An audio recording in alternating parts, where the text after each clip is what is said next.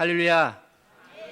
사랑하고 축복합니다. 우리 옆에 분들과 한번 인사했으면 좋겠습니다. 사랑합니다. 축복합니다. 인사하겠습니다. 사랑합니다. 축복합니다. 예. 앞뒤로 또 한번 인사했으면 좋겠습니다. 이렇게 인사했으면 좋겠습니다. 하나님의 말씀을 붙잡읍시다. 인사하겠습니다. 하나님의 말씀을 붙잡읍시다. 예. 와, 감사합니다. 원래 이래요, 분위기가? 오랜만에 올라와가지고 분위기가 너무 좋아요. 아까 찬양할 때도 많이 도와주시고 진짜 할 때까지 하려고 했는데 다 할 때까지 하려고 했는데 그래도 위에서 우리 장로님도 하시고 저도 하고 권사님도 계신데 살려주신다고 빨리 해주셔가지고 빨리 끝낼 수 있었습니다. 오늘 아니면 오늘 설교보다는 찬양으로 한번 은혜를 한번 같이 한번 받아보자 이래 생각했는데 감사합니다. 많이 따라와 주셔가지고 오늘 이 오후 시간에는 무엇을 붙잡고 있나 라는 말씀 제목을 가지고 하나님 말씀을 함께 나누려고 합니다. 이 시간에 하나님이 부어주신 그 은혜를 사모하며 경험하는 시간 되기를 소망합니다. 아멘. 감사합니다.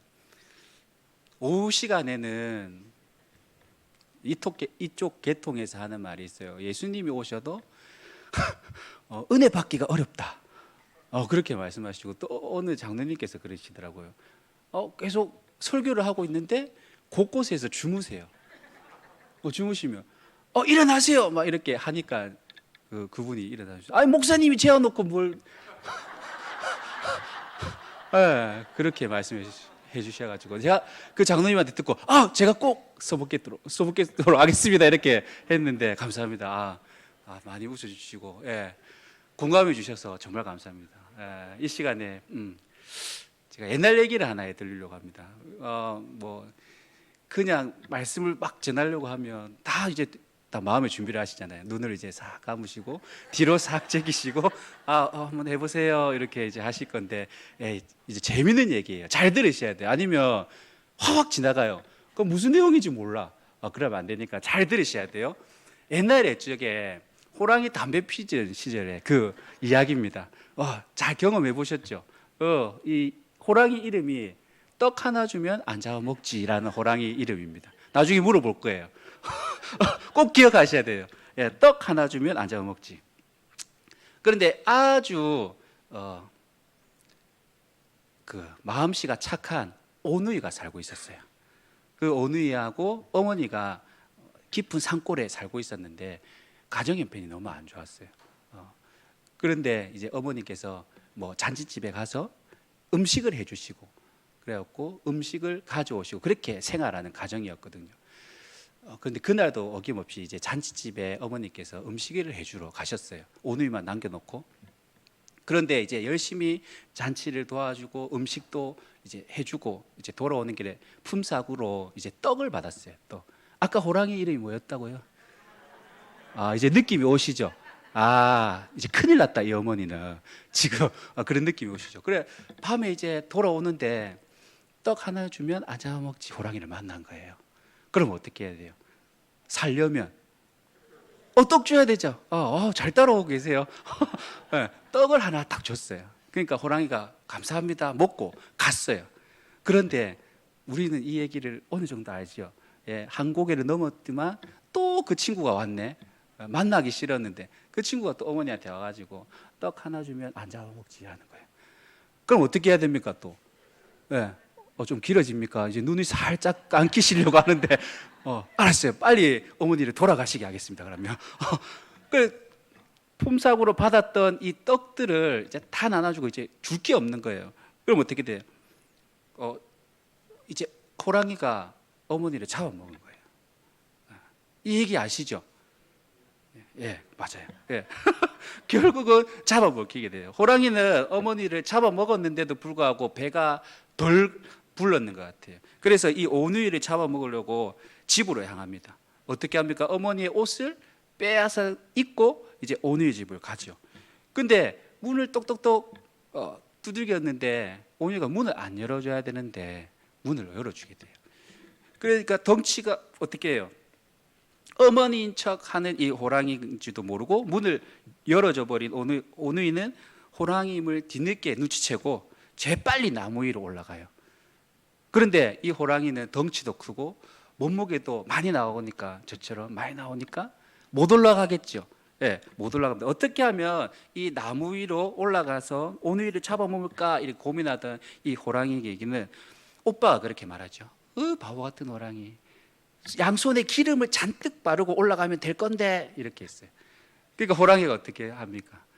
온 만신에 막 기름을 다 바르고 올라가집니까? 안 올라가지죠. 그래, 그 모습을 보고 한참 비웃던 이 여동생이 정답을 말해줍니다. 아이, 바보 호랑이야, 도끼를 찍으면서 올라가면 되잖아, 그렇게 말하죠. 예, 이 말을 듣고 호랑이는 도끼를 찍어가면서 올라가게 됩니다. 어느새 이 호랑이는 오누이와 가까워지고 있었습니다.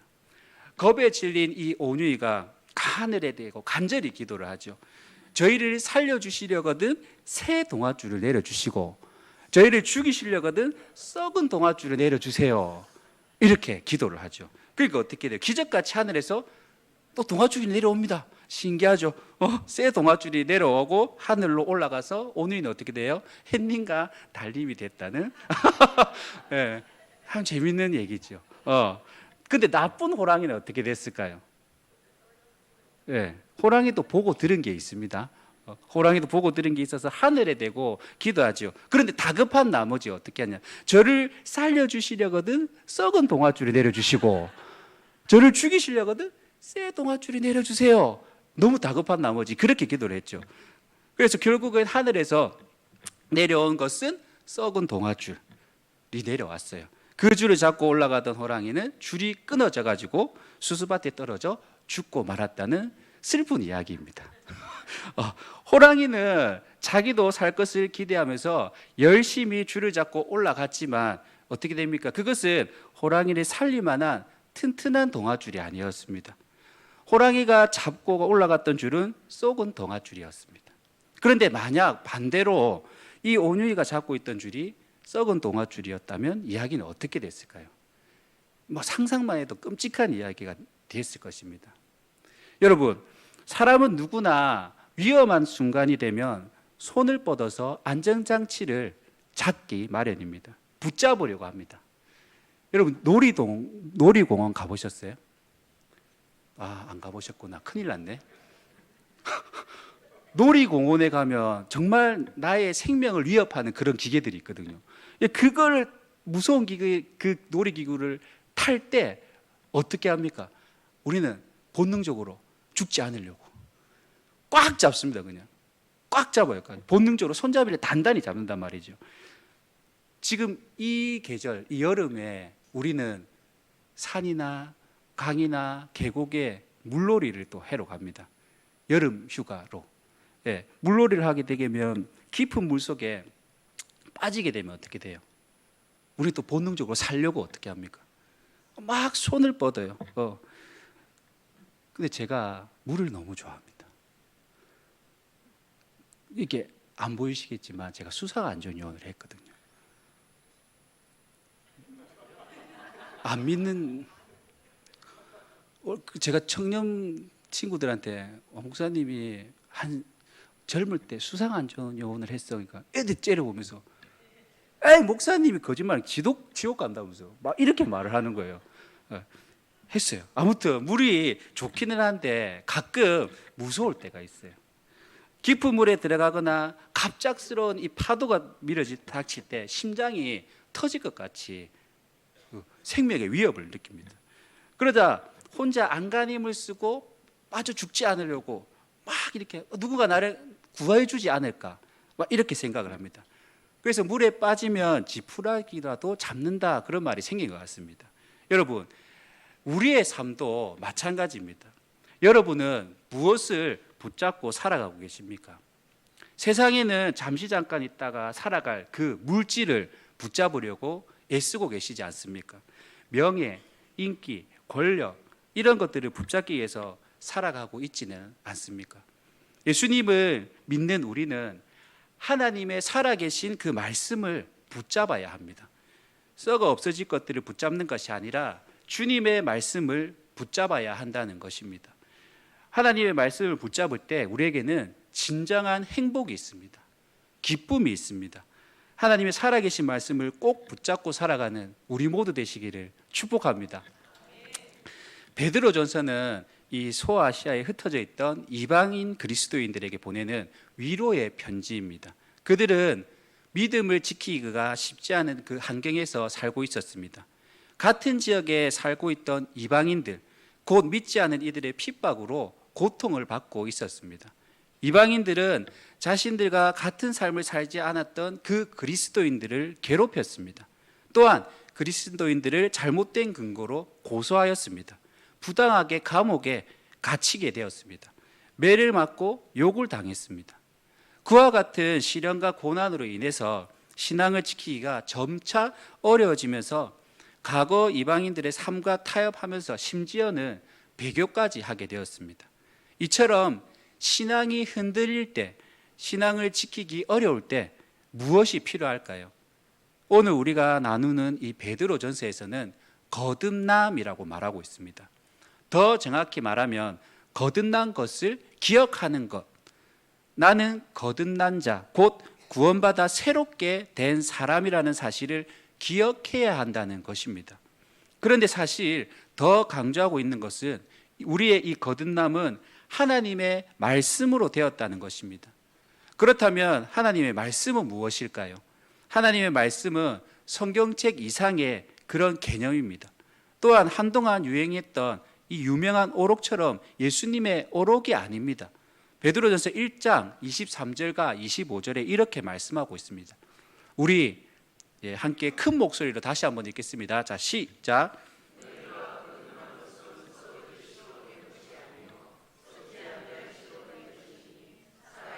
항상 있는 하나님의 말씀으로 되었느니라. 오직 우리 말씀은 세세토록 있도다 하였으니 너희에게 전할 복음이 곧 이 말씀이니라. 아멘.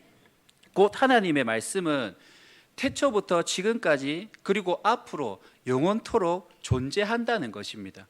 그런데 이 하나님의 말씀은 우리가 살고 있는 이 세상을 지으신 능력입니다.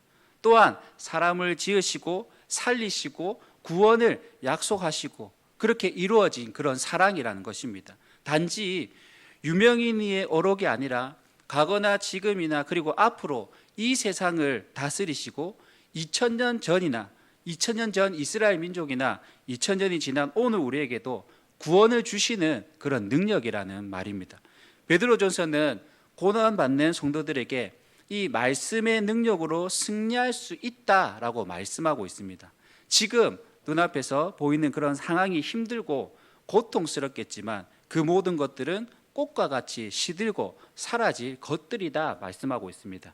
반면 이 나라는 사람은 하나님의 영원한 능력의 이 말씀으로 영원히 구원받고 승리한 사람이라는 것입니다. 이 사실은 영원히 하나님의 말씀으로 증거될 것입니다. 어떤 상황에서도 흔들리지 않고 말씀으로 나를 바라보고 말씀으로 더불어 살아가는 것, 이것이 우리의 승리인 것입니다. 여러분, 오늘 우리는 예수님을 믿는다고 감옥에 갇히지 않습니다. 매를 맞고 핍박을 당하지 않는다는 말입니다. 하지만 여전히 새로운 문제들이 우리로 하여금 믿음을 지키기 어렵게 합니다. 보이지 않는 세상의 힘과 유혹 그리고 경쟁, 이런 것들을 통해서 우리의 믿음을 흔들리게 하고 있습니다. 또한 세상이 가진 교회에 대한 비판적이고 적대적인 이 태도로 우리의 믿음이 흔들리게 하고 있습니다. 이 시대의 그리스도인들이 승리하기 위해서는 한 가지 사실을 기억해야 됩니다. 나는 누구인가? 이 질문에 대한 답은 오직 하나님의 말씀에서만 찾을 수가 있다는 것입니다. 여러분, 우리는 버스나 이 지하철인 대중교통을 자주 이용하고 있습니다. 사람이 많을 때나 버스가 가속할 때 마구 흔들리는 이 버스 안에서 우리는 손잡이를 꼭 잡아야 합니다. 아무리 뛰어난 균형 감각을 가진 사람이라도 제멋대로 흔들리는 이 버스 안에서 끝까지 무사할 수는 없습니다. 그래서 우리는 버스의 안전 손잡이를 꼭 붙잡아야 한다는 것입니다. 이 혼란한 시대를 살아가고 있는 우리 또한 흔들리지 않고 튼튼한 손잡이를 붙잡아야 합니다. 우리 눈에 보이는 것들은 결국 사라지고 결국 썩어져 없어질 것들입니다. 우리가 붙잡아야 할 것은 눈앞에 보이는 것들이 아닌 오직 하나님의 말씀인 것을 믿으시기를 소망합니다. 말씀을 통해 우리가 지음받고 구원받았으며 하나님의 강한 용사로 부름을 받았다는 것을 여러분 꼭 기억하시기를 축복합니다. 또한 말씀으로 거듭난 우리는 마땅히 말씀을 따라 살아가야 한다는 것입니다. 이것이 바로 베드로전서가 궁극적으로 말하는 거듭난 사람들의 삶의 모습인 것입니다. 이 말씀을 기억할 때에 우리는 어떤 상황에서도 참된 그리스도인으로 거듭날 수 있다는 것을 믿으시기를 축복합니다. 어떤 상황에서도 다른 것이 아닌 오직 하나님의 살아계신 말씀을 붙잡고 이 세상을 승리하며 살아가는 우리 모두 되시기를 간절히 축복합니다.